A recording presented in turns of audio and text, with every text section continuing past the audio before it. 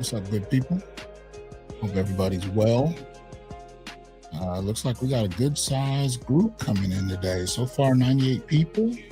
That's what's up. Make sure you hit the like button, please. I'm understanding that YouTube is acting different these days, so I guess we need more interaction for it to register. So please make sure you do that. If nothing else, y'all know the deal. Also, like, share, subscribe, join, and donate. Support the channel if you can, so we can continue to bring you this independent Black male thought. So anything you can contribute would be helpful. You can see it on the screen: Patreon, Cash App, PayPal, Venmo. I don't know what's going on. As we're kind of trying to deal with it. So, man, I'm messing with some of StreamYard's new features. So y'all forgive me as I kind of trudge through. Tend to like to, test this stuff live. So it's going. Shout out to everybody that's come through. I'm not going to be able to read everybody, but I'm going to try and catch a number of names because I'm not trying to keep y'all all night. But what's up, Inspirational Truth, Chef Mike, Ahmed, Mark, as usual, appreciate that. Malika in the house. What's up, good brother? Hope you're well. Let's see here. Very little. Appreciate the information drop as usual. Thank you very much. We are broadcasting live on innerlightradio.com, as well as Facebook, LinkedIn, Twitch, and of course, YouTube. So like, share, subscribe, join, and donate, do the whole deal. And you can become a member of the YouTube channel or a member of the Patreon, or I should say, and by becoming a patron on Patreon, you can check us out when we do our live film reviews on the 1st and 15th, as well as support the Institute for Black Male Studies. I'm actually transferring it. I shut down the website because I'm transferring it to Patreon for the Institute. So it still exists. I'm just in the process of transferring it. And I just got to make sure I finish it out. So yeah, so support if you can. We'll continue to go from there. But we are on innerlightradio.com. So if you have not checked it out, please do so. It is Black owned, kind of an internet radio station. Shout out to Brother Jamal. Hope you're well. Let's see here. We got Arena in here. We got Established, XIX89. Was that 1989? Let's see. Electrician, what's up? The Arena, Eugene, Big Op. Let's see, Accidental, Ari, Indigo, what's up, Indigo? AB in the house, what's up, AB? Inspiration. Shout out to Dark Power and Greg for the donations on Cash App, much appreciated. Ghetto User, what's going on? Let's see, we got Max, Shadow, M1, Alongo, let's see, Michael, Chaos, what's up? LXST, what's happening? Blood Crow, Black Males, GRP, Sir, what's going on? Floyd, what's up? Okay, so Floyd says, make sure to let people know, your followers know that YouTube is unsubscribing people. I had to resubscribe and turn the notifications back on. Well, much appreciated for doing so. Please make sure you're still subscribed, or if you haven't, subscribe. Pistol Pete, what's going on? This is working on a presentation for my marital counseling class about domestic violence. Okay, bidirectional and proxy violence. That's what's up. Discipline, what's happening, man? Hope I'll see you in a couple nights. What are we? We got the 12th. So in 3 days, which is Saturday night, we will be doing another film review. Let's see what film we're actually going to be touching on. So this is November.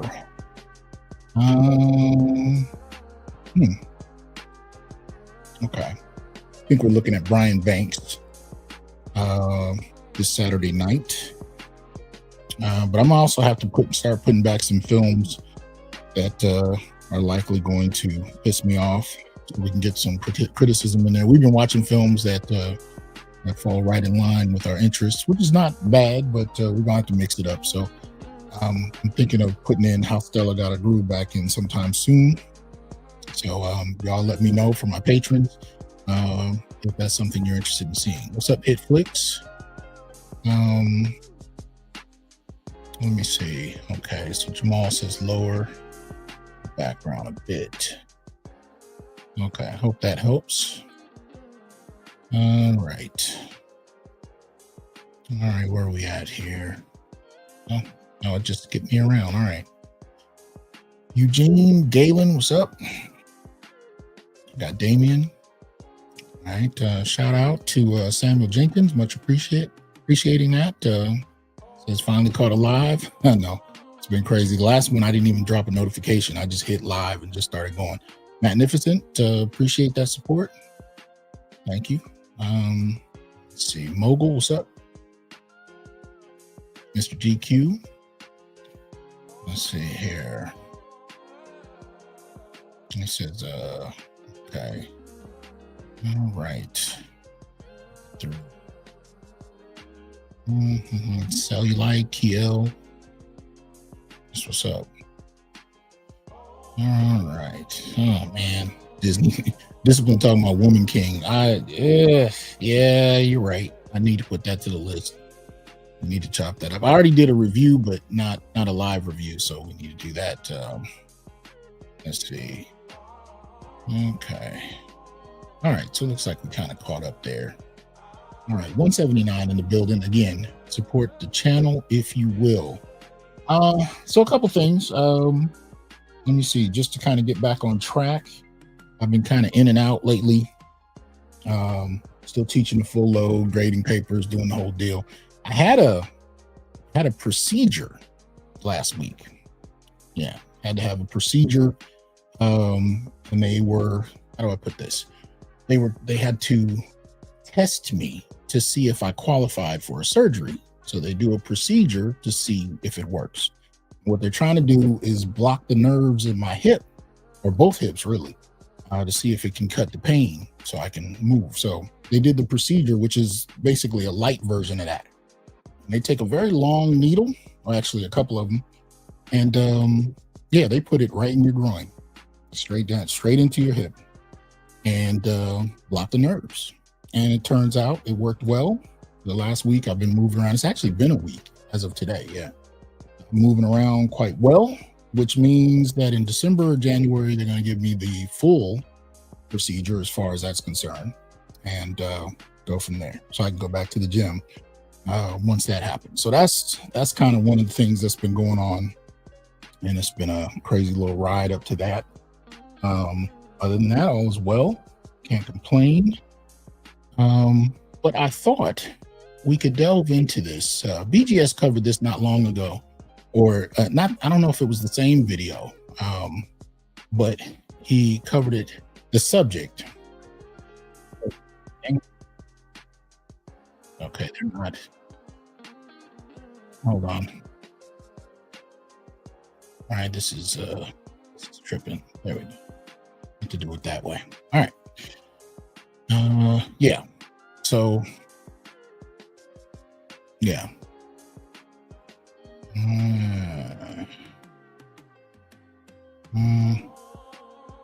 Shout out Passport. What's good?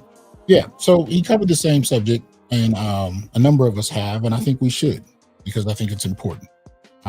This is brought to us by conservative Helen Andrews, and she has been, tearing social media up lately with this whole question of feminization, and I appreciate it.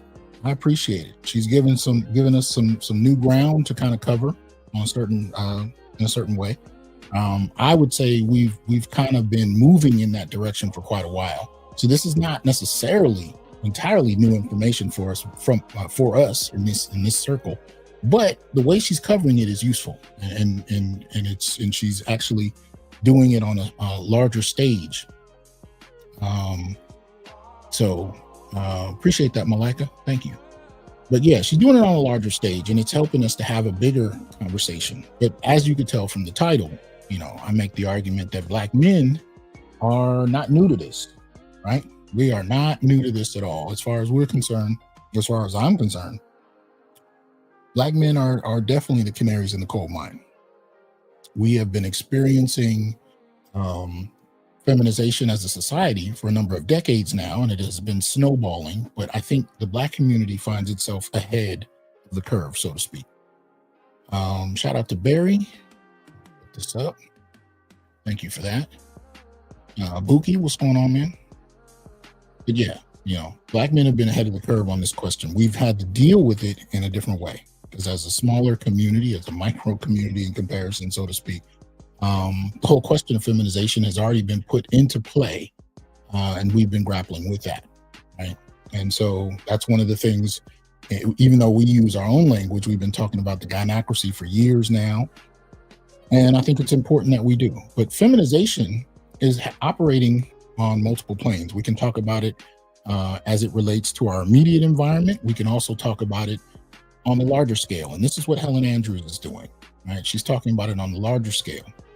And she's dealing with especially white women's interests, but obviously this impacts all of us at one level or another, because we're seeing whole industries, whole institutions, whole environments, right, shifting in their culture.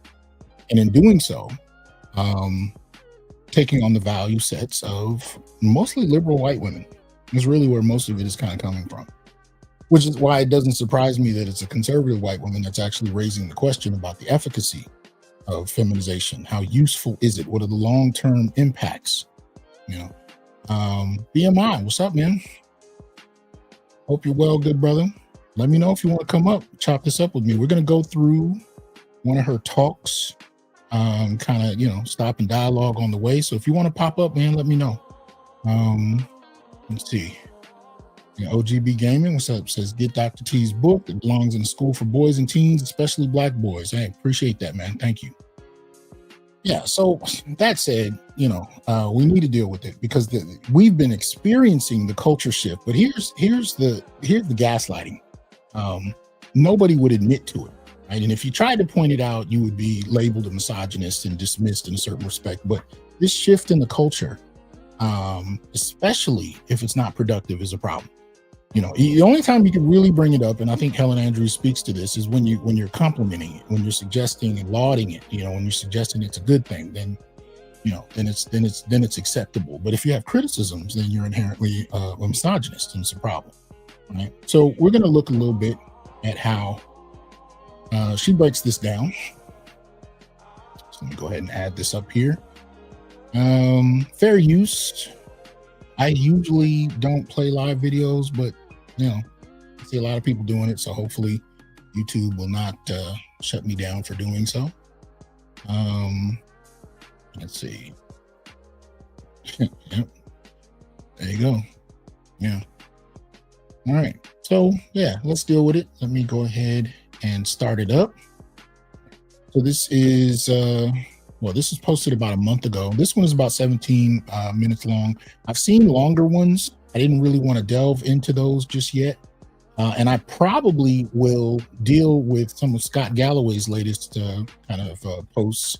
But I wanted to do it after Helen, because I think what Scott does is he's a bit disingenuous about the shift in the environment. So I think feminization is a useful tool for breaking into that conversation, because Scott likes to basically say, it's men's fault because they're just not keeping up, and they're giving up, and they're weak, and they're this and that, and they just need to accept it. But women are doing great, and they're ascending the ladder, and it's beautiful, and we should all applaud. And I really don't like his approach, because what he's fundamentally doing is he's begging essentially white liberals to share some resources, allow for resources to extend to boys and men. So he's doing a lot of that. And I think the posture of it is already problematic. So he's not being full-throated about what's really going on with boys and men. So I think feminization is an excellent on-ramp to kind of come at Scott Galloway's arguments, knowing full well, right, that the platform we're all standing on has been shifting. And as much as he wants to tap dance around it, we can deal with it, right? So here is Helen Andrews, Overcoming the Feminization of Culture. The libertarian economist Tyler Cowen once wrote a blog post describing all of the revolutions he's seen in the course of his lifetime, starting with the moon landing when he was a little boy and going up chronologically to today's advent of AI. And there were only 7 revolutions on this list, because this was only the greatest and most earth-shaking ones. And right there, between the fall of communism and the invention of the internet, was something called the Great Feminization. That is not a phrase that a lot of Americans know, but future historians may well rank it as having greater importance than almost any other revolution on that list. The Great Feminization is very easy to define. It refers to the increasing representation of women in all of the institutions of our society. But as simple as it is to define, it's very difficult for those of us on the other side of that revolution to fully grasp its significance. Now, I want to say, jumping right out the gate, when she says it's kind of a significant revolution of sorts, it reminds me of Bill Burr on Saturday Night Live talking about how generals need to study how white women have done this. And essentially, even though he was talking about a very specific issue, but both are right. And they're really speaking to the same thing in a certain respect. Right. This revolution that's taken place. And this is the thing, as men, particularly in the West, we've all been witness to it. Because it's an interesting kind of cultural and political revolution that incorporated different groups of women who didn't need to be formally educated, who did not need to ever read a book on feminism. They were actually able to recruit them, right? And we witnessed this in the Black community, right? In the 1980s, and obviously, Black feminism starts to really make some waves in the 1970s, and it's progressing from there. But even as early as the 1980s, I saw women who'd never gone to college, who couldn't tell you who bell hooks was, but they had been recruited in a certain respect. Now, this whole emphasis on advancing women wouldn't and didn't have to be a problem in and of itself. What made it problematic, especially for Black men, is that it was linked to this notion that Black male studies refers to as anti-Black misandry. Right? In other words, it didn't have to be a problem unto itself until it linked itself up to misandry. So it was more than advancing women. It became a simultaneously attack and dismissal of men. Right? Men became the problem. Men became the focal point. Men became those that needed to be competed with and downed. And it didn't matter. And this is where Black male studies makes an intervention. It didn't matter which group of men. It didn't matter what their class backgrounds were, what their occupations were, what their educational level was. It didn't matter if they were abused. It didn't matter. None of it mattered. It was the fact that they had penises. That was the extent of it.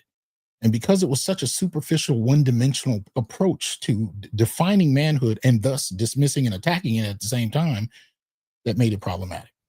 But here you have this kind of widespread feminist revolution that advanced, so to speak, women at the expense of men in many respects, without actually having to educate or recruit them. Now, you did have some media influence that played a role, but for the most part, you saw it taking place on every level. It took place, in the boardrooms. It took place in wherever women were in larger numbers. You saw this push to advance women, right? And it's interesting how it didn't even need to be really widely discussed. We saw it happen. I saw it happen with my little sister. I saw it happen with the women in my family. I saw it happen in schools. I saw all of it at the same time. It was like a wave. Let me see. Sir John said he lost audio. Hold on. Can you guys hear me?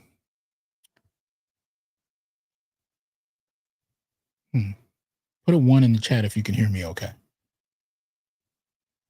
Just want to make sure. Yeah, okay. All right, thank you. So I'm not sure what that was. All right. So yeah, so in that respect, this kind of tidal wave was a slow rising wave until it really kind of crescendoed. And she's dealing with the crescendo, but most of us grew up watching it happen. And it was interesting to see it happen. And when it kind of turned on us. Now, this is, if you're talking about the Black community, this is in the 1980s, most particularly when it became widespread and public, to really push for Black women's advancement. And that was the same exact moment you started to hear niggas ain't shit. That was the moment you started to hear you need to make 6 figures to earn my time. You started to hear music like that. I mean, Eddie Murphy talked about it in Rod. You got to have a job to deal with me. This kind of cultural rise of Black women was simultaneously tied to, the detriment of Black men in the community, in media especially. And they told the world, right, we were monsters. They had Steven Spielberg directing films for the world to consume, telling the world that we are monsters, abusers, rapists, the whole deal. So their advancement was simultaneously tied to our detriment, right? And at the same time, they didn't need any coordinated classes. They didn't have to join the military. It's interesting how this little cultural revolution took place without much influence, but let's continue. The first thing that most people fail to understand about it is how unprecedented it is in human history. There have been many societies that have been feminist to one degree or another, in which women have been queens and owned businesses and held positions of authority that commanded the respect of men. But there has never been a society in which women hold as much political power as they do today. Think of all of the parliaments that have ever existed, every legislature in every country in every century.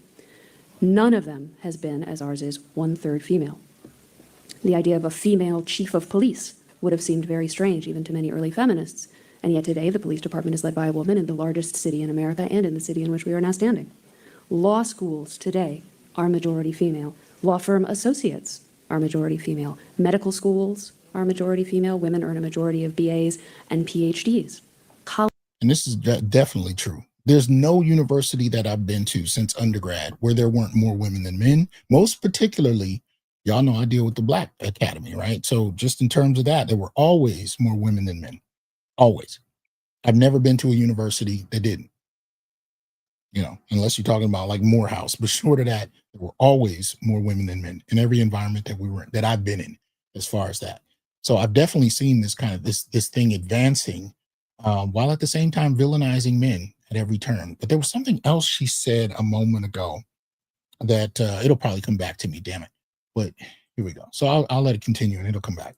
College faculty are majority female. Women are 46% of the managers in the United States, and the white-collar workforce overall, workers with college degrees, a majority of them are women.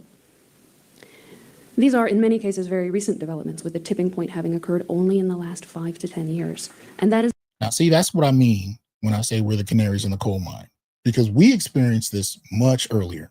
I can tell you, even in the early 90s, we started to notice, to be honest with you, my sister got a job when she was, I think, technically still in high school, when I was in college, and it paid more than anything I could get.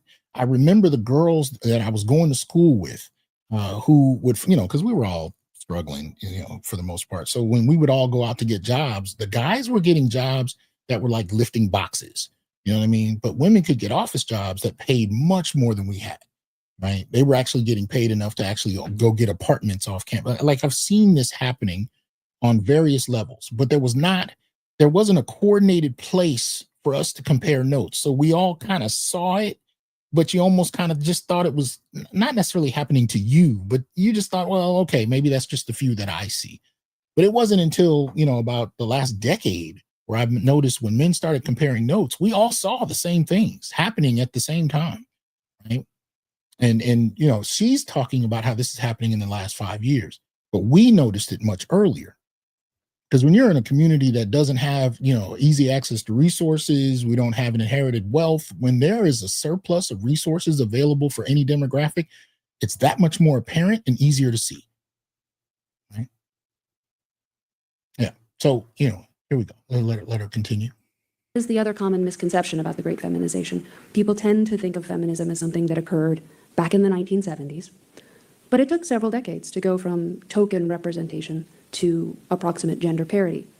The first woman on the Supreme Court was appointed in 1981, and in that year, women were 5% of the judges in America. Today, there are, of course, 4 women on the court, 1 justice away from a female majority, and women are 30% of the judges in America, 40% of the judges in the state of California, and 63% of the judges appointed by President Joe Biden. So from the first woman on the court to a likely female majority on the Supreme Court is probably going to be a span of about 50 years. And the exact same trajectory over the same timeline can be seen in many other professions. Exactly. And that's why, we're kind of talking about it as a casual revolution of sorts, but it's an incredible thing to happen in a very short period of time. There was a pioneering generation in the 1970s where a woman was often the only female reporter in her newsroom or the only female professor in her department. And then increasing female representation through the 80s and 90s until a healthy female representation of about 20 to 30% by the turn of the century. And today, 25 years later, in many of these fields, They are now 40% female or 50-50 gender equal. And the pendulum may not be done swinging yet. As feminized as we are, we may get more feminized still. Look at the example of the profession of psychology. As recently as 25 years ago, psychology was a predominantly male profession, up to 70% male. Today, the youngest cohort of psychologists just joining the profession, 20% male. Men have evacuated the profession of psychology. And it's easy. Absolutely. Absolutely. This is why when we start talking about therapy, whether it's, marital therapy, individual therapy, you have to claw through it to find men often. You have to claw through it. And I get a lot of people that ask me, can you help me find a Black male therapist? Yeah, it's not easy, right? So she's definitely right.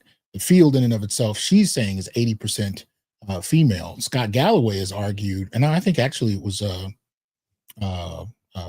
his boy who argued that it's actually probably going to be over 95 within the next decade. His name escapes me. But anyway, let's continue. To understand why. It's because psychology has become feminized.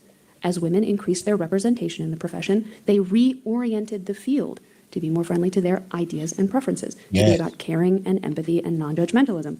So a man who wanted to become a psychologist because he liked judging other people would naturally choose a different profession.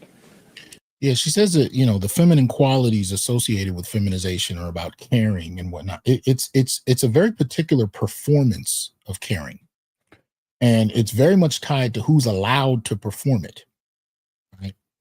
There's part of a hierarchy that you can actually, kind of tie to intersectionalism or intersectionality in a certain kind of way. But there are only certain people allowed to perform it and be received and acknowledged as such. So it's not just that there's some kind of heavier emphasis on caring. There's a particular performance. It's almost ritualistic in a certain way, but it's tightly connected to who gets to do it, who's accepted as doing it, and so on and so forth. So it kind of goes from there. The same thing has occurred in literary fiction. Some of you may have read in the last 12 months one of several articles in the New York Times about how men don't read novels anymore. And the explanation why, which is very obvious to me, even if it's not obvious to the New York Times, is that the publishing industry is overwhelmingly female, almost 80% female. So men do still like to read novels. They just don't like to read the kinds of novels that today's publishing industry produces. Now, she's absolutely right. And that publishing shift that she's talking about is one of the reasons I came to YouTube. I literally stopped publishing for about 5 years. And as an academic, that's a no-go. That's considered, career suicide. But I'm at a teaching university, so that's one thing. There's less of an emphasis on publications. And I went there on purpose because I wanted to work with students like I was coming out of high school. So I was there at a teaching university for a reason. But I pulled out of publishing because the things I wanted to publish were constantly getting denied. Because, and I talked to publishers, they would tell me directly, the reason we won't do this is that we find it would offend our female readers. That was their primary concern. And it wasn't like I was just calling on, going off, fuck these. It wasn't nothing like that. It was simply because I was raising questions about feminism. And more importantly, I was targeting men, Black men to be specific, but men in general to talk about. And that in and of itself was considered a problem. So when I stopped, I didn't stop writing, kept writing. So I had papers. I actually have 2 books on my hard drive, but I couldn't get anything published. And I remember one editor was like, well, I'll publish your article, but allow me to rewrite it. And he wanted to rewrite it down to the charts, the data in the charts that I was producing. He wanted to change the data in the charts so it wouldn't be as offensive. Now, she's going to talk about this to an extent where she talks about feelings. She talks about, how being offended or being made to feel uncomfortable or not liking something somehow gets tied to some sense of truth and right and wrong and what should happen and what shouldn't happen. Feelings get advanced to a greater degree. But this is essentially what publishers were telling me. Right? Because someone might not like what you have to say, they may feel bad reading it, we can't publish you.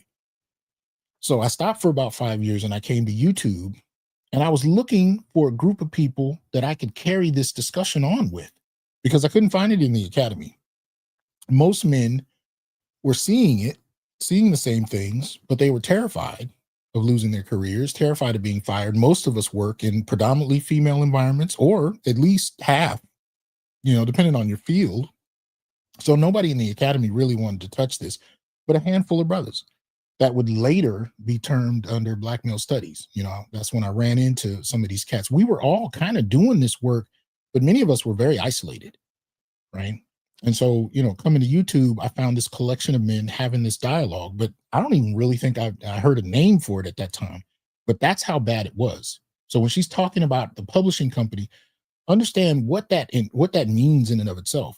That means that there were works that never got to see the light of day because they were basically blocking it to prevent people from having their feelings hurt.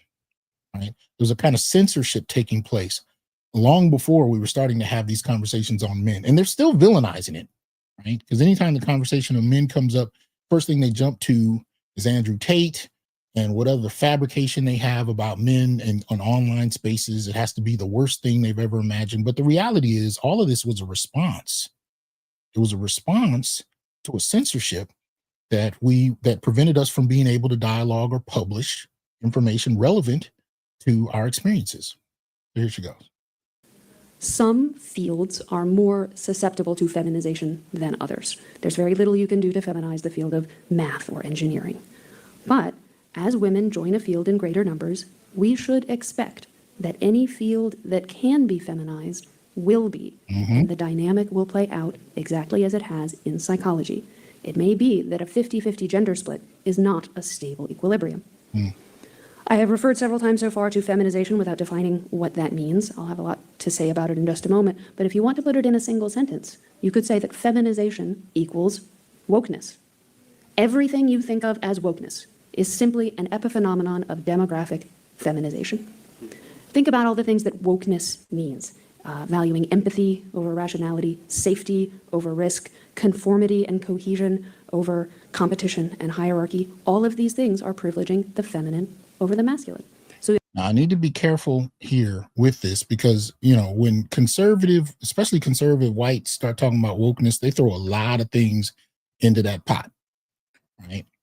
They will throw all things related to race. They will throw all things related to, they'll throw a lot in there, so we may be thinking on this channel, and those who support my show, we may be looking at this whole question from a gendered angle as related to women and Black women in particular. But to conservative whites, even when you start to talk about race, when you start to talk about the impact on race, and I know there are many conservative Black men in this space, but don't get it twisted.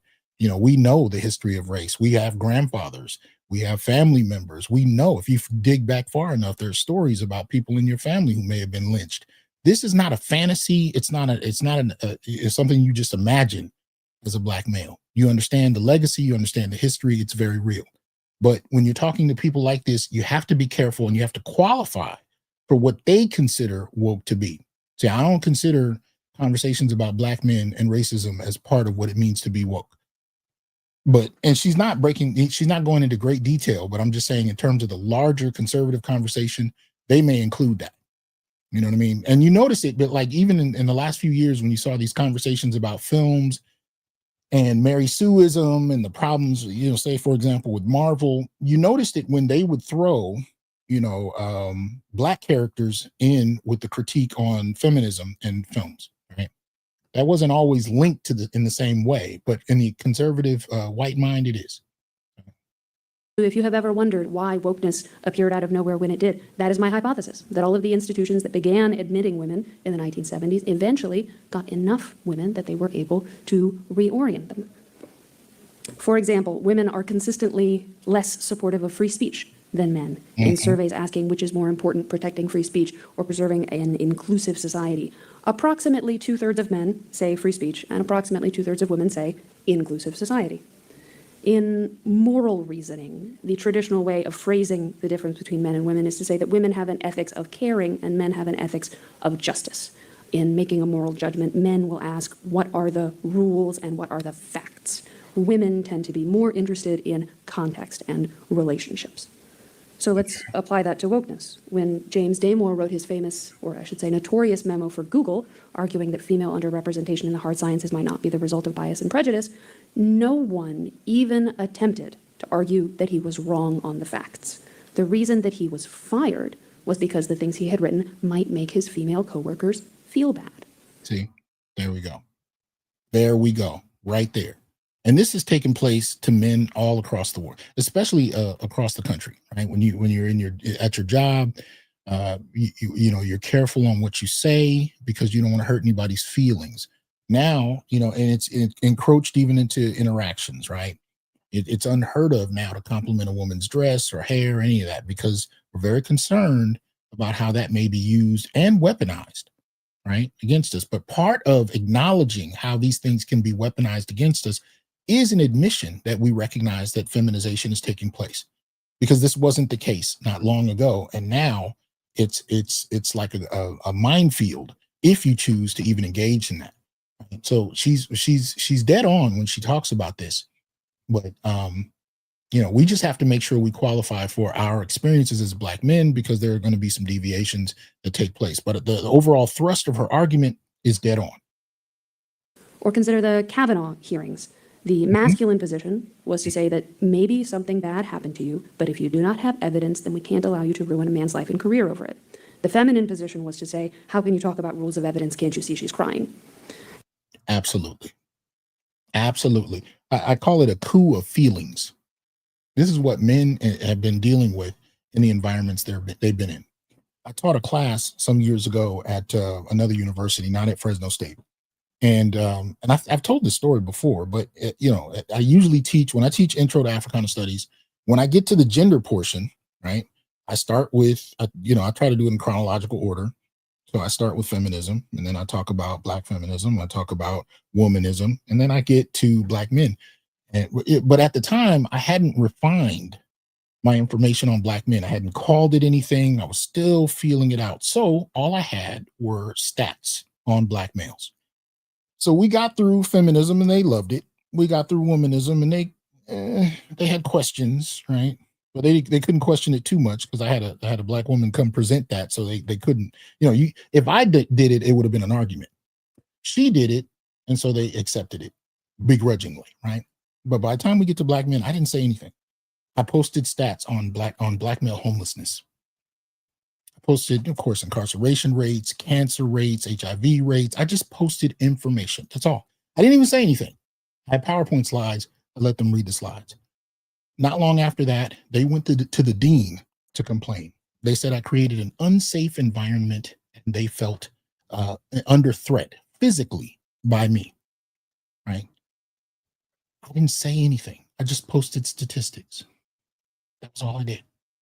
They were offended. And just like she's talking about, how dare you put this information up? How dare you question this? Look how it's making us feel. So this is what I mean by a coup of feelings. Men kind of just hit this wall all of a sudden where your everyday environment and your career depended on how you navigated this new minefield of feelings, right? And it got even worse when you start to look at, cases of accusations of rape on college campuses, because many of the universities had their own courts, so to speak, to determine right and wrong, guilt or innocence. And they didn't include law enforcement, right? And so in many of those environments, evidence took a back seat to somebody crying. And this is what men were trying to respond to, but they were relegated and dismissed as misogynistic if they were critical of this process, right? If you voiced criticism about how universities were handling this, you were just purely misogynistic. But what a lot of men were trying to say was, if you don't have any evidence and you're going to kick somebody out of school, you're going to send them to prison if possible over feelings, right? That becomes a problem unto itself, right?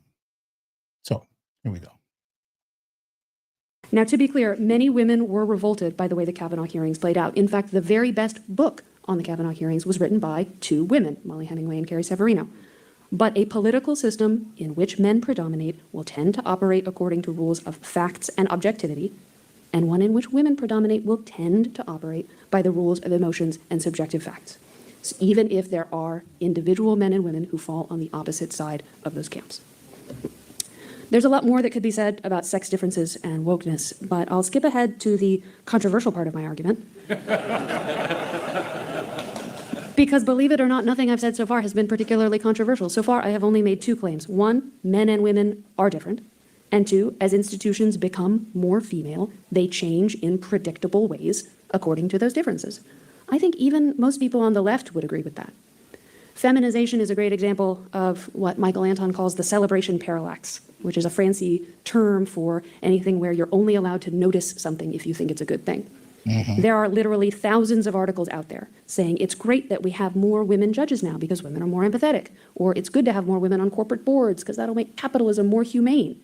It is only when you say women are fundamentally changing the bedrock institutions of our society, and that might be bad, that you start to get into trouble. And she's talking about this getting into trouble as a middle-aged white woman, right? So imagine what Black men have dealt with trying to have this conversation, especially within the Black community, because usually when you're trying to make these appeals, you're often making it to a council of Black women when you're trying to suggest that something is unfair that has taken place on gender terms against men. This is dismissed, right? This is dismissed. And it's because we've grown up in an environment where we experience things a little differently. I'll give you an example while we can. Let me hold on. Bear with me a bit. Wasn't planning to do this, but I think it speaks to what we're talking about. All right. Yeah, Facebook. Hopefully you guys will be able to hear this okay. So Justin Edwards, this is an NBA interview. Check this out. You remember what you yelled, or is that just, did you just kind of... Like I know, but if you say he's gonna get a beat. Well, yeah, she knows. Let's freaking go. I'll let it play again. Remember what you yelled, or is that just, did you just kind of... Like I know, but if you say he's gonna get a beat. Right. So the newscaster or the interviewer asked him, does he remember what he said on the court? And I guess his mother, but you could definitely tell it was a Black woman, said, it's more than likely his mother, said, he better not say it, he's going to get a beating. Now, this is a grown-ass man.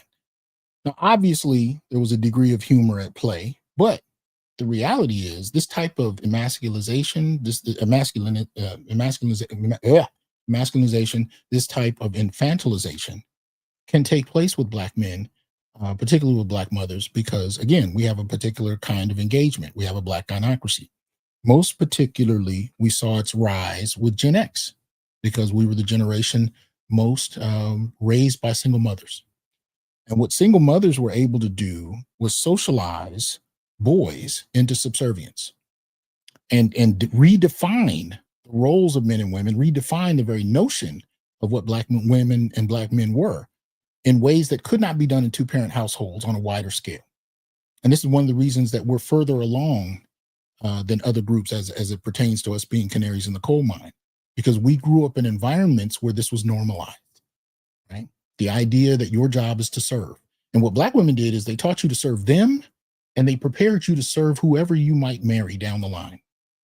Right? This type, we were conditioned. We were conditioned in a very particular way, right, to kind of do this. Now, what Helen Andrews is talking about is on a much wider scale. And there was something, kind of looked at it a certain way.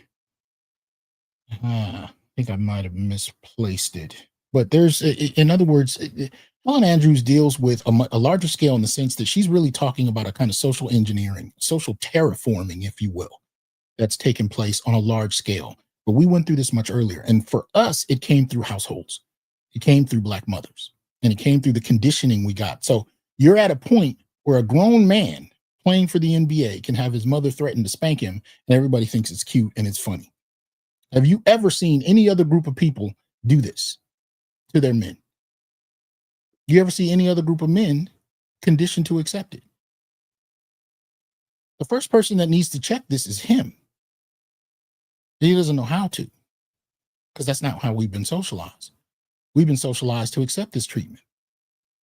Right? The rest of the world finds it amusing. We've learned to take it. And what Black women teach their daughters is this is how you need to be.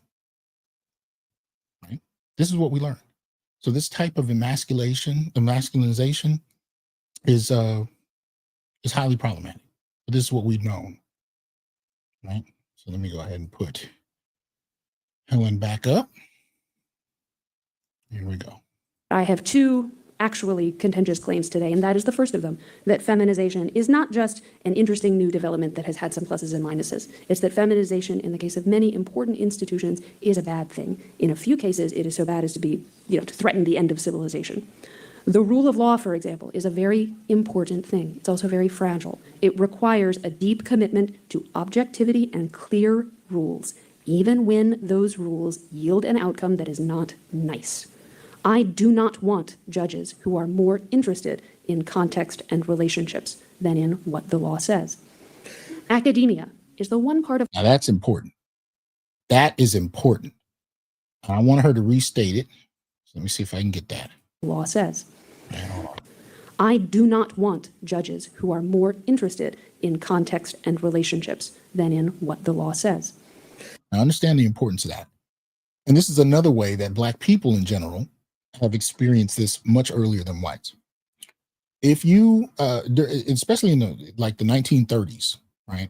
If you were a Black male who was accused of something and you were taken to court, especially if it was something that might lead to a lynching, one of the things you experienced in that courtroom was a feeling of agreement by those in the room, right? Who saw you as less than, who saw you as a beast. There was an agreement amongst them as to what constituted justice.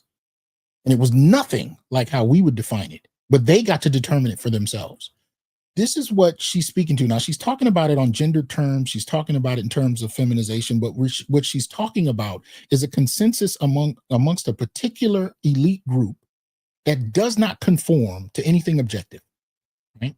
So in other words, you have white conservatives, you have white men who are finding themselves in environments where they are being subject to a definition of justice and right that does not include them and doesn't include anything objective or empirically, provable, right? It's a logic and a rationale and a way of being that you don't get to participate in, but you're subject to it, right? They are experiencing just a surface element of Jim Crow in a certain kind of way. Your notion of justice and right and wrong is not included in the dynamic. And now you're subject to a group of people that do not fundamentally see you as human. When my son was in elementary school and I would go sit in his classes, he would often have white female teachers. They did not see his humanity. They saw him as a problem. But when little white children did the same things he did, it was cute. They could register it as human because they'd seen it. They were familiar with it. They grew up with it. Hell, their children did it.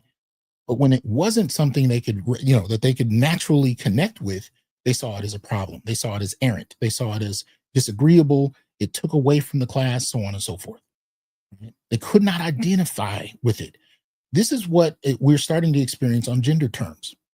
And it's been happening on such a wide level, but it started out so subtle and soft and snowballed from there, like a frog, being boiled. We've all heard of that experiment, right? Set a frog in regular temperature water and turn the heat up. We all sat in it. We felt it boiling, but nobody knew what to do. And most particularly white men didn't know what to do. White men have no problem opposing any other group of people, but when their women started to stage this kind of coup of feelings, as I'm calling it, they did not know how to handle that. And they still don't. They really still don't. It's one of the reasons that the red pill is still not as large as it could be. It's having an influence, don't get me wrong. But one of the forms of resistance that it deals with are white men in particular that do not know how to oppose and challenge the women that they live on. Their husband, their wives, their sisters, their mothers. And really, no group of men does. No group of men is really prepared. And this is one of the reasons I think this was ran on us first in terms of the Black community. And this happened most particularly after the Civil Rights Movement, or during, so to speak, and caused its demise. Because no group of men is prepared to have its women turn on them.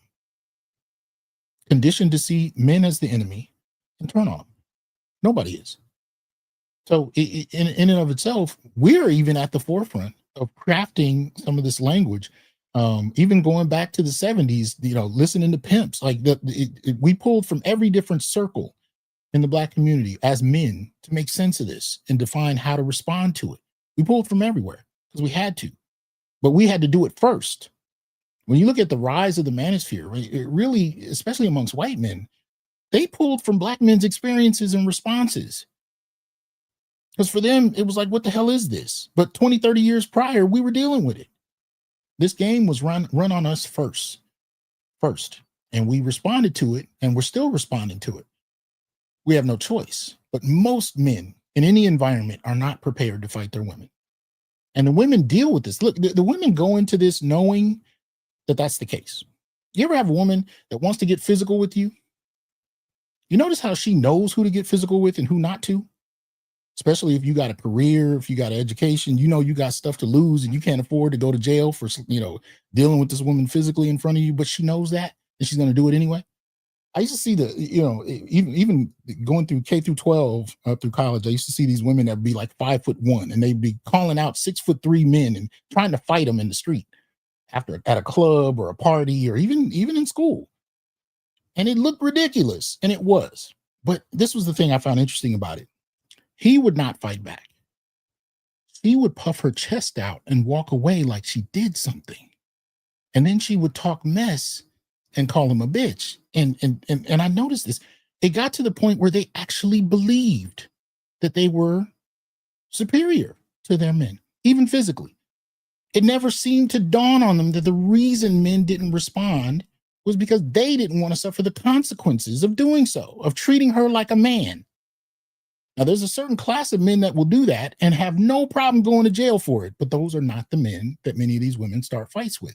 What I'm saying here is there's a sense that these women have invested in for a long period of time where they know men are not going to respond. This is what emboldens them. This is what increases the entitlement.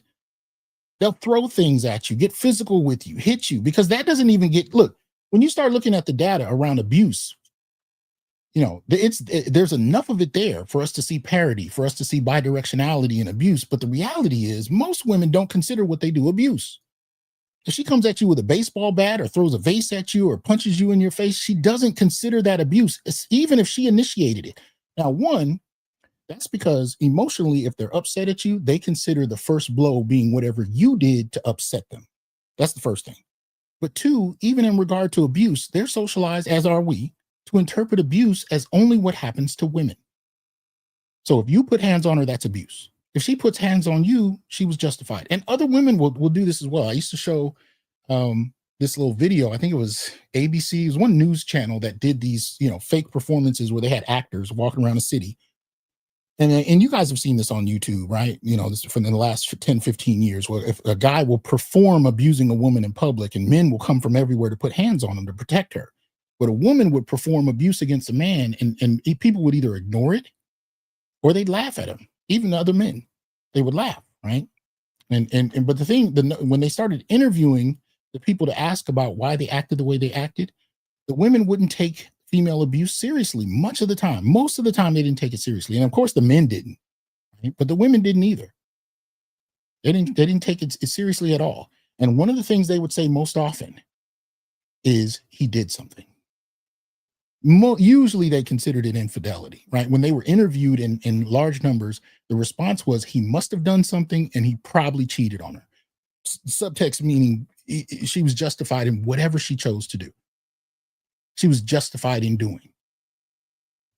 When I would post videos and articles about women killing men, attacking men, brutalizing men, women used to come in the comment section and say, I wonder what he did. I read an article that took place in Britain where it was a white couple, middle-aged white couple. And she boiled water with sugar in it and poured it all over her husband. And the skin, sloughed off his muscle. The first reactions I got from women in the comment section was, I wonder what he did. That is never a question when males brutalize females. It's never, I wonder what she did. Because going back to the 60s, the argument was that was a form of deflection that dehumanized women and trivialized their experiences. to suggest that she had something to do with it. But they never had a problem doing that with men, and they still don't. Give you another example. Take you back to my Facebook page. I want you to see something. Let me find it. I think it's yeah, there it is. All right. Check that out. You broke my heart. Pastor's mistress who ran anger management clinic kills lover after he refused to leave his wife. Now she learns her fate, right? The Tennessee jury has delivered its verdict in the high-profile case of Latasha Daniels, a mental health and anger management counselor involved with Pastor Broads Perry, leaving the public waiting to see what her fate will be. Prosecutors say Daniels drove from Arkansas to confront the Memphis pastor after he tried to end their relationship, then shot him multiple times while screaming, "You broke my heart," before turning the gun on his wife, who survived. During her testimony, Daniels described a years-long affair filled with manipulation, secrecy, and emotional control, one she claimed began under the guise of counseling. Now, these types of articles would be the ones to generate what I told you earlier. Women's responses would always be either, "I wonder what he did," or if it was confirmed that he cheated, even if it was silent, there was this kind of nodding like, yeah, it was justified, or at the very least understandable, right? I would experience this in my classrooms when I would pose these kind of questions to students. And much of the time, the female students would kind of nod like, well, he shouldn't have cheated on her. Say, okay. Well, let me ask you this. Woman cheats on her boyfriend. They have a long distance relationship. He finds out. He gets in a car, drives to her, shoots her. You know what the reaction was? Oh my. That's he needs to get the chair. This would take place literally 2 minutes after covering a case like this, where they were indifferent to what his experience was, even if he died. But if she was on the receiving end of it, that was it. And this is more than just these individual women's interpretation. This is how they've been conditioned. This is how we've all been conditioned. Because remember, by the time we start hearing about abuse, especially when we started seeing movies on it in the 70s, it was always abuse was defined as what men did to women. That was the sole definition of it. We didn't learn to process it any other way. And that in and of itself was rooted on a much older tradition of women being delicate and soft. Women have weaponized this Western idea of female fragility against men. And so you're kind of caught in a double binary. Like you're caught in this rock and a hard place. If you respond, you're an abuser and a misogynist. If you don't respond, she gets to push her agenda, which is usually about control. Even in an individual couple, if she can continue to put hands on you and you won't do anything, let alone not even call the police, and in a certain period of time, the police wouldn't do anything, right? She's conditioning you to accept her abuse and accept her control, because at the end of the day, she knows she can do whatever she wants, and you won't be able to do anything about it. Now, if you respond back physically, you're going to get locked up. And so men can see that easily. We can see that rock in a hard place. Women act like they don't. And we'll turn around and talk to her girlfriends like, girl, I got him in check. He doesn't mess with me. He knows I'll do this and that. As if men are afraid of you physically. You see people really convince themselves that this is what men are afraid of, that they're afraid that this woman is going to beat him up in a straight up toe-to-toe fist fight. And I'm like, this is interesting. You are 5'1", 115 pounds.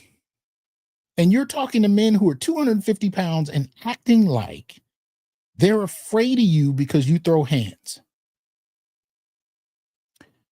It's interesting to see, but this is how far we've gotten. And these things have become normalized.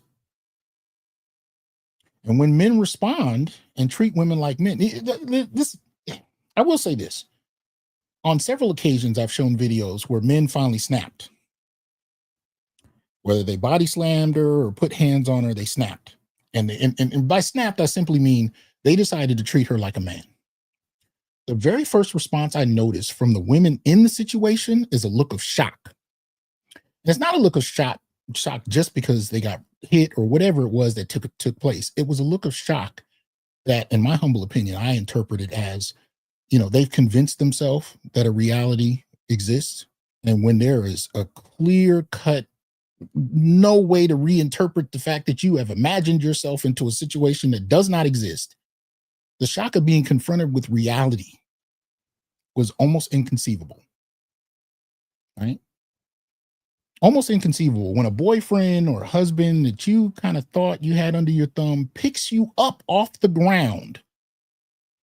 You'll see a look on their faces of utter shock and fear. Now, obviously, there's a fear of being hurt, but I think there's also a fear that's a response to reality and how that reality doesn't conform to what they've imagined to be true. Yeah, as Washington calls it, it's a reset. But the reality of it is most men know better to do that than to do that because the repercussions are too great. They're too great. So most men don't do it. I'm not about to go to jail and live in my mama's garage because you're unhappy in the moment. No, not doing all of that. I worked too hard to get here, but she knows that I've worked too hard to get here. She knows that you've worked too hard to get where you are. And you'll have certain types of women that'll push that against you because they can. And here's the thing, even if she goes and if you call the police and she gets arrested, how many times have we seen her out the next, within an hour or two? Even cases that have involved murder, the judgments are light. We've known for over 15 years that women basically experience about 65% less sentences for the same crimes as men. And that was 15 years ago or so. I haven't followed it to see what it is now, right? But that was then. They didn't really, I show you case after case of women being abusers, attackers, murderers, rapists. When all of us have been conditioned to know that the repercussions for her are going to be a slap on the hand, the repercussions for you is going to be serious jail time. Most men don't even want to deal with that. And this is why you have Scott Galloway's in place, because now something is happening across class and across race that women didn't anticipate, feminists didn't anticipate, society didn't anticipate. Men are walking away. They found it to be the most effective response. I can't afford to be out here arguing with her, fighting with her. She doesn't want to see things from a different vantage point, and there's no incentive for her to. She's incentivized to continue to operate in this imaginary social bubble she's created that she and other women can reinforce when they engage each other. So what men have started to do is walk away. They've started to not participate. Now, this is scaring people, but not as fast as it needs to. And this is why Scott Galloway is pushing the agenda as far as he can. I'm not saying everything Scott does is bad. I disagree with a number of things that Scott argues, but I do understand part of what he's doing is he's trying to tell white liberals, most particularly women, you're not ready for the repercussions of a manless society. You think you are, but you're not. And it's happening faster than you think. And if we don't get on top of it now, it's going to snowball in a way that you are not prepared for. This is what Scott is saying. He's ringing the alarm. He's Paul Revere. He's trying to tell them this shit is almost, it's almost past the point of response. And it may already be. But he's really trying to shock them into addressing it. And I give him credit for trying, but I think, the way he's going about it isn't going to really yield anything. But the walking away is serious, and this is where we are. What many of these women are essentially trying to do, since I know most of you are comic book heads, or at least a good number of you have been at some point in your lives, they're trying to build Themyscira. This is what they're trying to do. But the interesting thing is that they're not really trying to build it. What they want to do is they want to take what men have built and turn it into Themyscira rather than building something from the ground, right? They just want to take what men have actually developed and take it over because they believe they can do it better. This is what they're trying to do. But one of the things I find very interesting, even in the comics about Themyscira, is those women were stuck in a culture that was thousands of years old and it hadn't advanced at all. From whatever day they parted with the rest of the Greeks, they were still at the same level of technology as they were a few thousand years ago because they were immortal Amazons, right? Yeah. Shooting bows and arrows and throwing spears. They were at the same, they stopped. The moment they separated from men, they literally stopped. And this is purely in the context of imagination we're talking about. But the Themyscira idea is one that I see being championed, but it's frozen in time. You can contrast it with Wakanda, right? Where, Wakanda is this imaginary African space, but at least it's technologically advanced. Themyscira is stuck thousands of years ago. And this is what I see. So even in the imaginary, it still doesn't work. But nonetheless, let's get back to it. Helen Andrews, here we go. Academia is the one part of our society that's supposed to be about finding and transmitting the truth.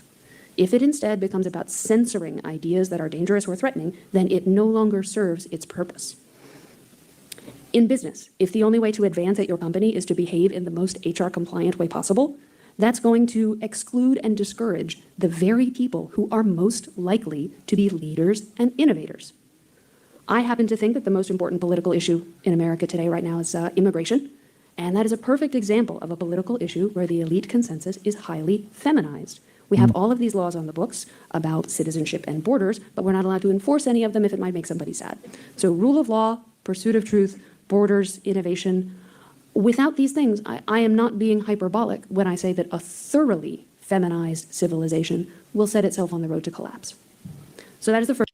Or being conquered by another group that doesn't care about its values. Right?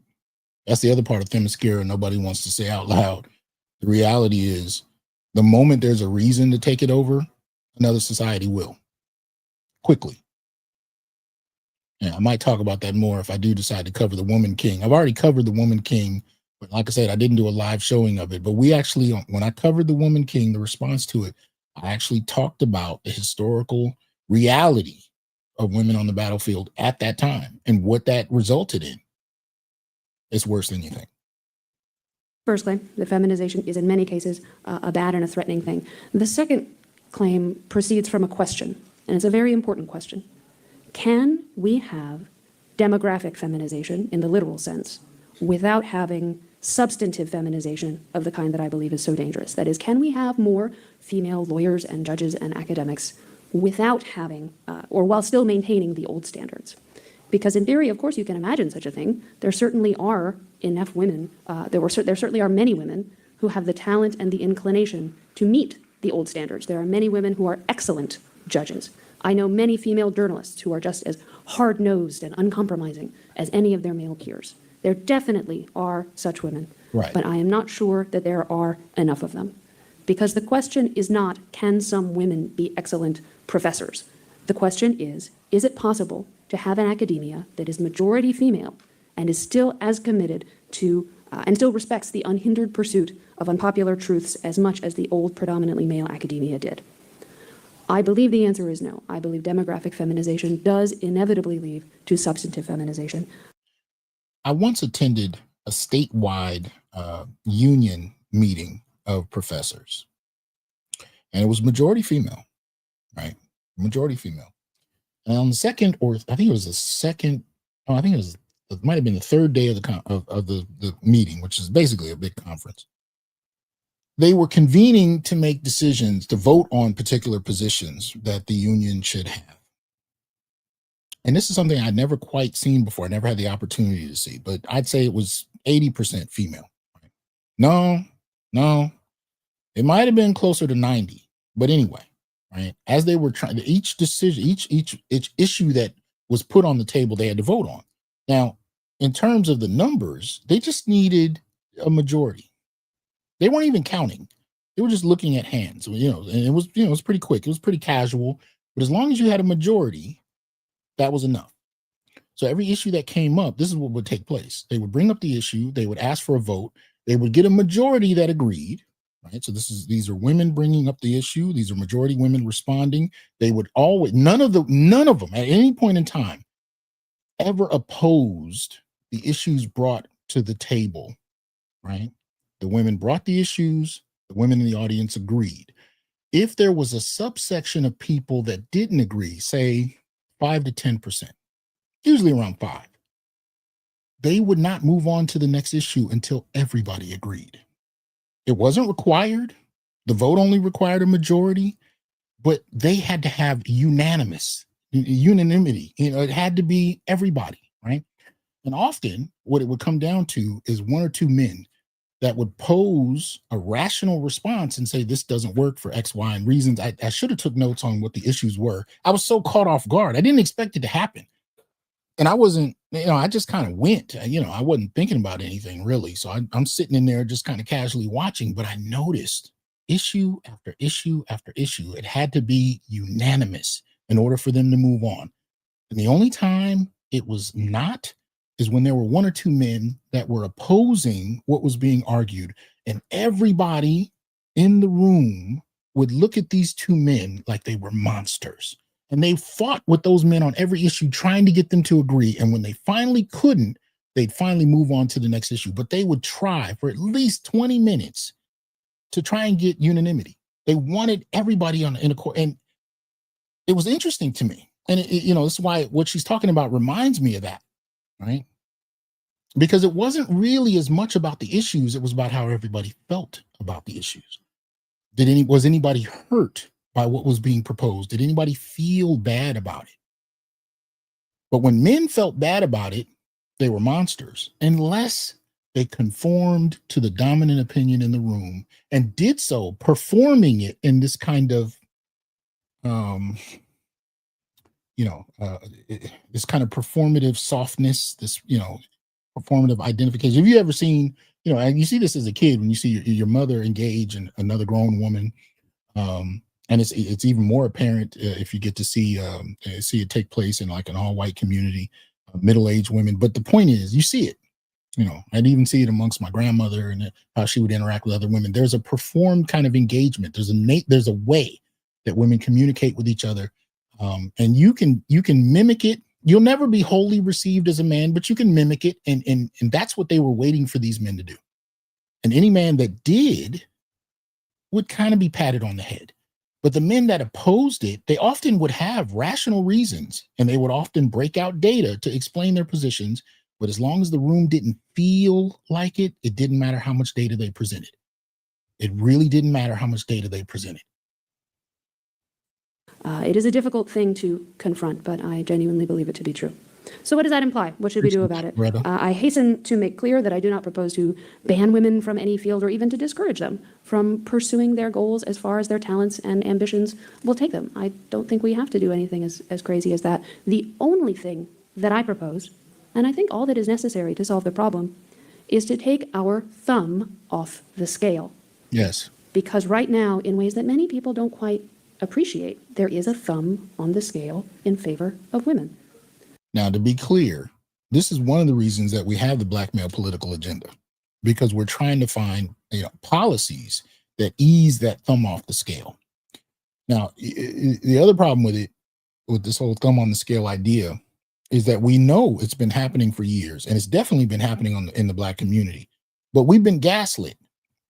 And this is one of the reasons that I think about 12 years ago, I kind of stopped engaging women about my research questions because I found that they were a bit disingenuous about it. Even when presented data, when I would present data, they would ignore it. The biggest critiques I get on my channel from women, it's never what I've said. I've never been quoted by a woman who was upset with me about my show or about something I published. It was always about the title or the thumbnail, but most of the time it was somebody that was considered rude in the comment section, as if I know everybody and we're all tight and we all grew up together in the same house and we all feel and think the same way. That's how they were treated. But most of the time when I've talked to women that had a profound frustration with my work, they couldn't tell me what I ever said. They couldn't tell me what I did. They couldn't tell me what I wrote. They would say, well, you had somebody in the comment section that hates women. And that's it. It was never about what I said. It was about how they felt about what I said. And this is what she's speaking to. What happens when you have your governing institutions that function like that? Well, one of the first things that happens is they operate on their own behalf. And they, just like the teachers I brought up earlier in regard to my son in early elementary school, it comes down to, feelings, yes, but feelings in relation to those they identify as human, those they can connect with. those are the ones that get empathy. Those who are not a part of their social framework are less likely to get empathy, right? So if you have white women in positions of authority, guess who gets the most empathy? Other white women. And then it works backward down the scale, right? Other groups of women who are not white get less and less empathy. Usually that list ends with black women, but they get more empathy than men, right? And the scale goes from there. White men will get a certain level of empathy, and other groups of men get even less, with black men at the very bottom. White women can be profoundly cruel when it comes to making decisions about black men. A lot of it has to do with who they identify with. If you've grown up with certain people, this is why we push for impartiality. We push for objectivism. We push for it, at least theoretically, because if it's solely based on how I feel or what's subjective, then the people that I can identify with, the people that make sense, their experiences make sense to me, they're going to be the ones to benefit more than anybody. Everybody else is going to get a sliding scale of justice. And this is what she's critiquing. But this is something we've lived long before, as she put it, the last 5 years, right? The most important example, of course, is anti-discrimination law. It is illegal to have too few women employed at your company. If women are statistically underrepresented in your institution, that is a lawsuit waiting to happen. So companies and institutions give jobs to women that they would not otherwise have gotten, give women promotions that they would not have otherwise gotten, and in a pinch, they create jobs that did not need to exist, involving PowerPoint slides, just to get their numbers up. This is why HR departments exist and why they promote gender diversity so assiduously, not because they're ideologues, although they are, obviously, but because they are protecting their company from lawsuits. Anti-discrimination law also mandates that the culture of every workplace be feminized. Because if the atmosphere of your workplace is too brash or competitive or combative, that is also a lawsuit waiting to happen, because it is an indication that your workplace is not sufficiently welcoming to women. That is why HR departments are so zealous about policing every interaction and every communication and making sure none of it has any rough edges. So that's agenda item number 1. Get rid of all the HR ladies. Who's with me? Just fire them. And then we'll see how it shakes out. If your company has too few women, that might indicate that you have a problem with your recruiting pipeline. On the other hand, it might not. Either way, we're not going to send a team of lawyers after you to second guess you. It's funny, HR departments are always so careful about making sure the atmosphere at the workplace is welcoming to women. I wonder if they ever considered that maybe their soggy, conflict-averse, nicey-nice atmosphere might not be welcoming to men. Damn. That is, as we call it, a bar. Damn. I actually never in my life thought I'd hear a white woman talk like that. At least one in public. I've met a couple that'll talk like this, like one-on-one, but who would get on a panel at a major event and say this with data. That was a bar. I give her that. She's killing it. She's killing it. The other thumb on the scale, obviously, is the two-income trap. Women pursue careers because they have to for their families to attain a middle-class standard of living. If we address that through various other policies to make it possible for families that want to have one earner to do so, I think the problem of feminization will subside on its own as individuals make different choices based on what's best for their own families. Now, this is interesting, what she's saying. If we equalize the field, if we get rid of certain, what she's talking about, people, but also certain institutional practices, it'll even out, right? It'll even out. Well, this isn't too dissimilar from Trump. I mean, I think Trump, some of the things he's been doing as far as, and I think he's actually kind of participating in what she's describing in some respects. The subtext to that is it will even out. I mean, if you take away some of the benefits that women have been able to enjoy, often at the expense of men, you don't necessarily have to give men those benefits. You just let it equal out. And I think that's kind of what we've been seeing in this kind of right wing, if we look at it as a pendulum, right? This right wing wave going back the other way. You don't really see them giving men explicit advantages the way we've seen women get them over the years. They're just kind of removing the benefits and letting things wash out the way they are. Even black men who, whether you're on the right or the left, there are many black men that I've run across, some of them who are deeply on the left, who are looking at some of these things and they're not upset about everything. Let's get it clear. They're not upset about everything. Women have run across, if Trump comes up, and they'll often bring Trump up, they're frothing at the mouth. They can't wait. They'll talk about wanting him to die. I run across men on the left, and they're, they may be passionate about, some of the things that he's doing that they don't like. But when it comes to this whole question of advancement, of access, more often than not, those same men will just kind of be like, like, for example, when the Fearless Fund was taken down in court, right? And this whole question of Black women being able to get grants that they mainly created for themselves, Black men were not walking the hallways crying that was taken away. We really weren't. Black men, for the most part, weren't cheering about it. They weren't throwing, parties and parades, but they weren't crying about it either. It was a lot of indifference, and that's really what I'm saying. Some of the things that the right are doing right now, you got men, Black men, even on the left, that are indifferent as it relates to this gender issue, because we noticed when it was happening to men, nobody gave a damn. Most particularly when it's happening to Black men, nobody gives a damn. So whether you're on the right or the left, many of us can become extremely indifferent when you start to see the scales balancing the other way in terms of gender. That's just my prediction. Maybe I'm wrong. Let's get rid of the two-income trap and give people the choice, and then we'll see what happens.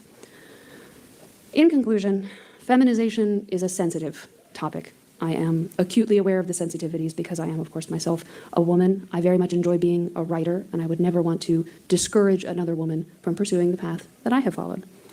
On the other hand, I am also someone with a lot of disagreeable opinions. So if society becomes more conformist and less welcoming to ideas that are controversial or unpopular, I'm also going to have a hard time of it. The important thing to remember is that it's not about what's best for me personally. It's about what's best for the society I live in and the society my children are going to grow up in. So my final exhortation to all of you is that we should all consider this difficult topic unselfishly, not from the perspective of what's to our individual advantage, but from the perspective of what's best for all of us. Thank you.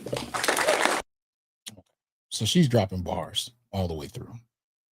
Let's just at least admit that. Yeah, she's dropping bars all the way through.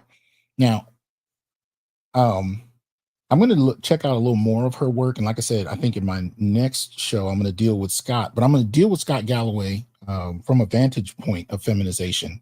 I'm going to kind of use that to kind of measure the value of what Scott Galloway is presenting. Right, because he talks about feminization and as an upward incline of advancement that women need to be applauded for having, but he doesn't really deal with how it works at the expense of men. He just talks about it in terms of how men need to work harder, but they need more empathy, but he almost kind of blames men. Appreciate that, ghetto user.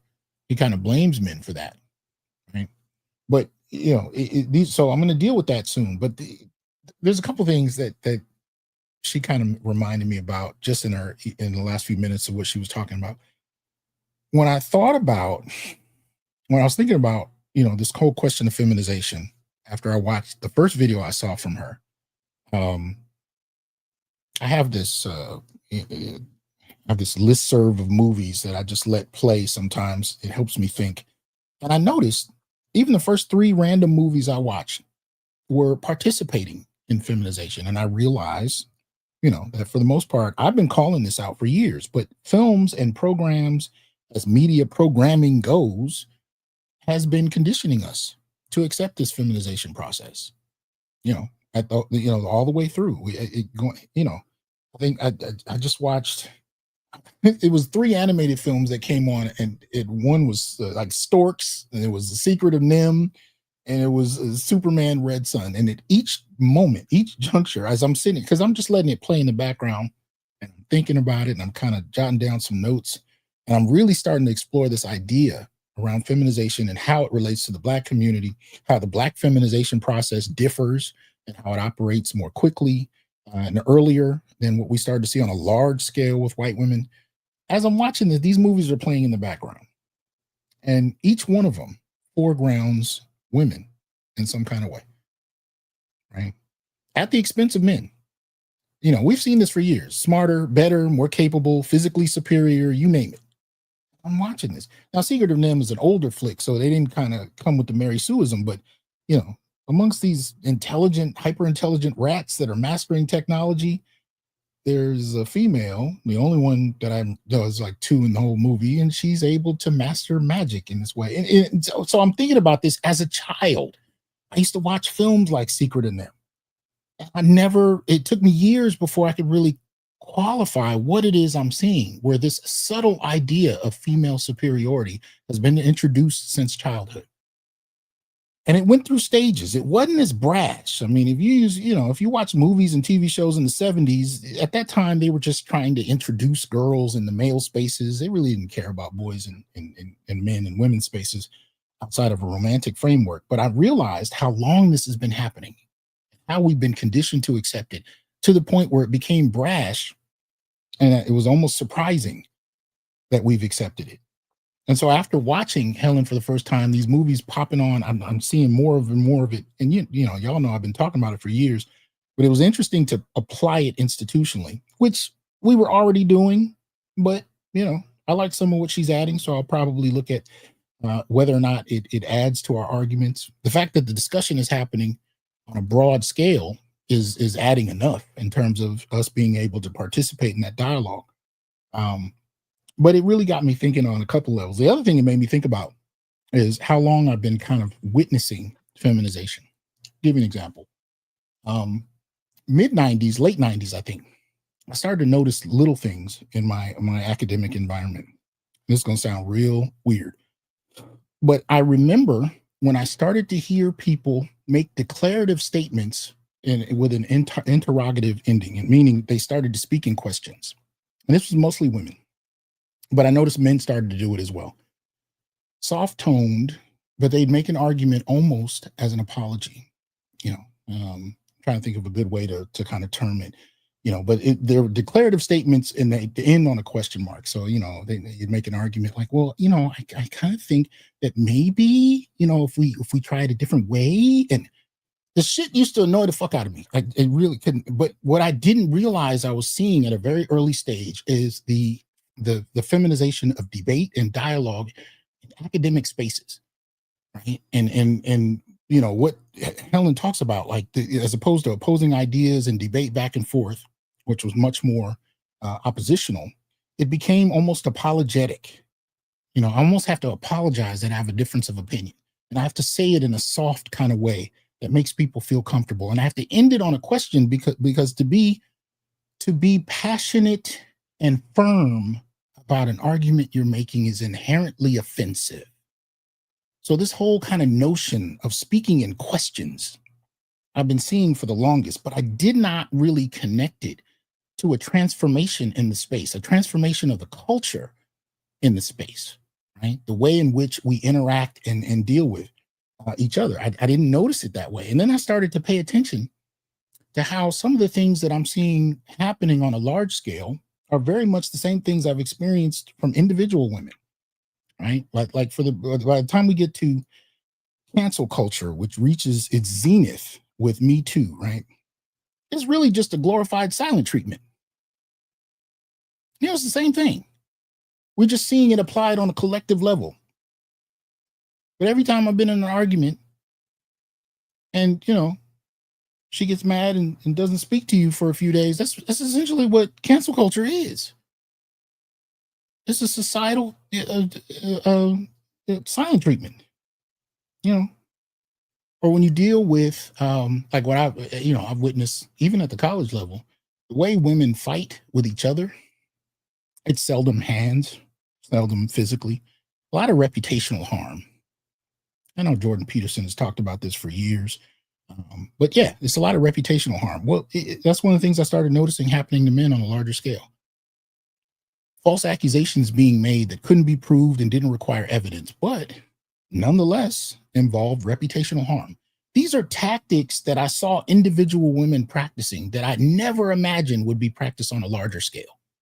And yet, it's become the norm that they be practiced on a scale. As a matter of fact, it's reached a point with cancel culture where even if there's no evidence whatsoever, and you're not about to go to jail or be brought into a court of law, people can hate your guts and decide you're a monster, with no law enforcement involved whatsoever. that kind of reputational harm can destroy your life. You see how many of these actors and comedians have to take a decade before they can come back and work again, And it's the same kind of thing I used to see, girls doing in elementary school. If they didn't like somebody, especially another girl, they start talking bad about it. It's the same kind of thing. So I'm seeing these practices taking place on a larger scale, but it goes back to what Helen Andrews is talking about. She's saying that essentially the feminization of the space is the incorporation of not only the positive in women's values, but the negatives. She talked about care, and she talked about, having empathy, but there's the other side to that too. There's the shadow side of that. Reputational harm, silent treatment, psychological and emotional abuse. Those practices are part of this feminization process as well. And this is what I think Black men are more willing to engage in, these dialogues about transformation of the space, the transformation of social spaces. Shout out to Dr. Thunder. What's up, man? There's a willingness to talk about the shadow side, because many of us have experienced it. And if you've experienced it as a lone male or very few males in a family full of women, you've seen the dark side of feminization. But there's just never, one, you didn't have the vocabulary for it. And two, there was no space to discuss it. And if you tried to discuss it, you were dismissed. You're not a serious thinker. And if you're in the academy, you're not a serious scholar, or you're just a misogynist. Those are the classifications for you if you bring up these uncouth ideas, right? But now that Helen Andrews has brought it up, now you can have a conversation about it. But as she pointed out, only to the extent that you support it. But if you have questions about it, you're still viewed negatively. Right? You're still viewed negatively. And something Washington RL is saying right here, he says, I'm feared. For Black men, this is probably one of the most consistent, judgments against Black men I've heard in the workplace and a number of other places in public. It's incredible. It's incredible how much white women in particular, but women in general, have been able to weaponize fear and the potential threat to control men, and Black men in particular. It's amazingly effective, and they know they're doing it, and they have a legacy of doing it. And we've not learned how to challenge it yet, because again, most men have not figured out how to deal with not only female evil, but women directly acting poorly. Check this out, for example. I don't know if I'll show the whole thing. I think it's like 6 minutes long, so I'm not going to do that, but here. Let me see here. People like all right. Yeah. So check this out. This is a Black judge attacked by a racist woman in courthouse parking lot. people like you always try to take what isn't yours. You think I'm just stupid? asking you to check the sign. This is my name. Don't man me. I know what you're trying to pull. You don't look like you belong here. You hear me? Go ahead. Courthouse CCTV camera hung high on the limestone wall, a tired glass eye that had watched years of nothing. At 2:43 p.m., a white SUV slid into a space near the back steps. The driver, mid-40s, pressed blouse, a folder hugged to her chest, stepped out like she owned the lot. Seconds later, a black sedan rolled into a stall marked with a small metal plate. Reserved, Judge D. Coleman. A tall black man climbed out, jacket over his arm, leather briefcase in hand. He glanced toward the entrance, the way people do when they know exactly where they're going. She watched him the way some people read headlines, deciding the meaning before the words begin. She crossed the lane and pointed at the sign. "You can't park there," she said, loud enough for authority. "That's reserved." He looked at the plate, then back at her. "It is," he said, calm. "Don't play games with me," she snapped. "I know every judge in this building." Apparently not. Disbelief hardened to certainty. The phone came up like a badge. "I'm calling 911. He's threatening me." Her voice wobbled just enough to sound like danger over the line. Dispatch typed, "Possible aggressive male," and the clock began to move toward blue and red. In the still, wide angle of the camera, he did what experience teaches. Placed the briefcase on the hood, kept his hands where anyone could see them, gave the parking lot nothing to misread. He tried again, softer. "Ma'am, my identification is in my jacket pocket." The patrol car arrived in under 3 minutes, lights painting the courthouse columns. 2 officers stepped out, scanning the gap between the people, hearing a story that had already been told for them. "Sir, step back from the vehicle," one said. He did. "I'm Judge Coleman," he answered. "Courtroom 3. My ID. We'll sort it out. Hands visible." She pointed, as if swearing an oath. "That's him." He was yelling. The camera showed what the ear could not. The quiet, the distance, the neat choreography of compliance. Someone inside recognized it first. A bailiff burst through the doors and jogged down the steps, breath and urgency cutting through protocol. "Wait, he's the judge.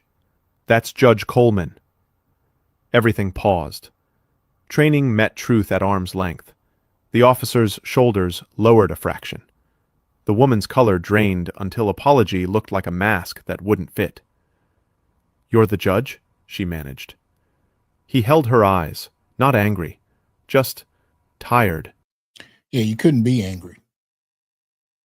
You can't be angry. You ever see those men that have been incarcerated for 30 years off a false accusation, and when they come out and the person is recanted, it's most often a woman. He can't be angry. He has to say, "I've forgiven her."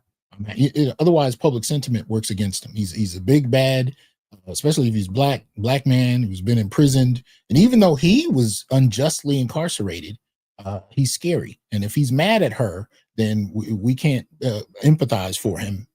So he has to forgive her. Right? These are the kind of things we've been seeing for years. In a way that reads older than the mirror. "You wanted justice," he said quietly. "Now you're looking at it." There's a kind of silence that belongs to courthouses, the hush before a verdict. It fell there, in the lot, where verdicts aren't supposed to happen.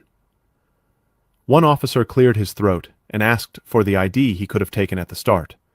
The other studied the small metal plate on the asphalt, like it had only now learned to speak. The clip was on the internet before sunset. By morning, it had circled the country, a loop of disbelief, accusation, correction. The comments became a courtroom with no judge and no recess. "She should be charged. He pulled rank. If he weren't a judge, we'd be hashtagging his name." Cops followed protocol. Protocol to what end? Official statements arrived, scrubbed and careful. An unfortunate misunderstanding. We value safety. We're reviewing procedures. Okay. So basically you get the idea. So he's a judge parking in a space that has his name on it. She decides he doesn't belong there and calls the police. But she doesn't say he doesn't belong here. He's parking in the wrong space. She says he yelled at me and I feel threatened. Right? Cops come out, pull guns on him. Many of us have lived these kind of situations. That's why I have no problem playing videos, even if they're skits or AI. If it speaks to a real experience that many black men have had, I'll play it.